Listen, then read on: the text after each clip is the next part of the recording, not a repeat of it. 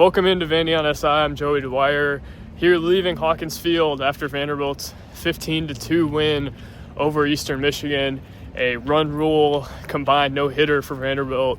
That's the story on the surface. I think really looking at it in terms of the bigger picture for this Vanderbilt team, the story's got to be the sophomore class. Riker Waite and Tommy Gooden, neither of them saw the field a whole lot last year, and I think for good reason. Vanderbilt had some stalwarts kind of in their place at that point. But the way I'm looking at it, those guys are going to be meaningful contributors on this team this year.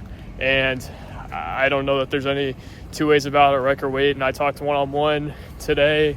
Story should be on the site tomorrow morning.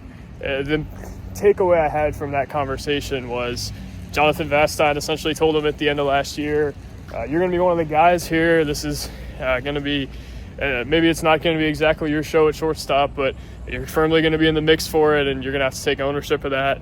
Riker Waite appears to be doing so, as he's played every day, he started every day for this team, and I really don't know that there's another option for him or for Vanderbilt at this point. I mean, tonight a grand slam for him, a grand slam for Tommy Gooden. That changed the dynamic of tonight, and I also think it changes some of the perception around their roles. Tommy Gooden firmly in the mix to be the everyday first baseman, if that's going to be a thing on this team. Chris Maldonado, Max Jensen, both in the mix as well. But I think Tommy Gooden and Riker Waite, both very important pieces to the ceiling of this team. You know, Brody Johnston is going to be maybe the best player on the team. Colin Barsey, the indication we've got all offseason is that he's significantly improved. We'll see what they have after that. I think Braden Holcomb should be improved as well. You're looking at that as the core. What's really going to determine how far this lineup can take Vanderbilt is, can Tommy Gooden be Tommy Gooden? Can he be a more complete hitter than he's been in the past? Can he stay on the field in that way? Can Riker Waite really lock down the everyday shortstop role? Can he hit enough to do it? Tonight indicates that there's some positivity in regards to both of those ideas. I think you're looking at both of them and saying they've showed you enough through the first 5 games of the season. Gooden especially, who homered each of the last 2 days. Riker Waite homered this weekend.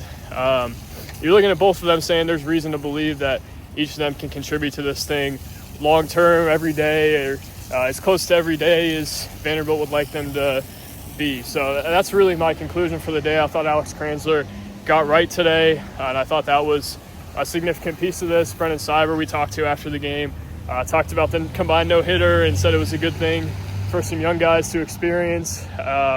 Again, it's Eastern Michigan. Eastern Michigan still scored 2 runs, so I don't know if that's my ultimate takeaway from today. What I will say is I think their pitching's good enough. The question for me in these midweeks is, can they really put it on people? Can they show that they can hit the long ball? Vanderbilt hit a couple of them and really just put it on Eastern Michigan. It looked like the margin for error was huge, and that's really what you want to see in a game like this. They made easy work of Eastern Michigan over the last couple of days, so not a whole lot to take from it. We'll have some stuff on the channel for basketball tonight, but wanted to get on here and kind of share some general takeaways from this. One more takeaway before we get out of here.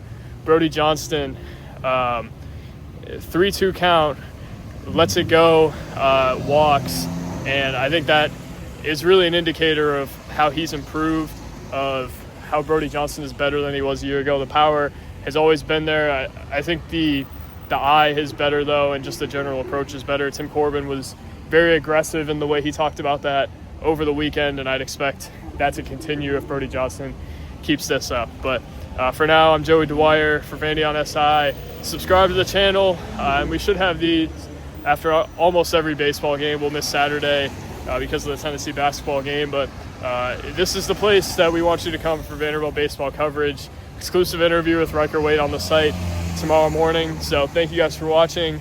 God bless. We'll talk soon. Peace.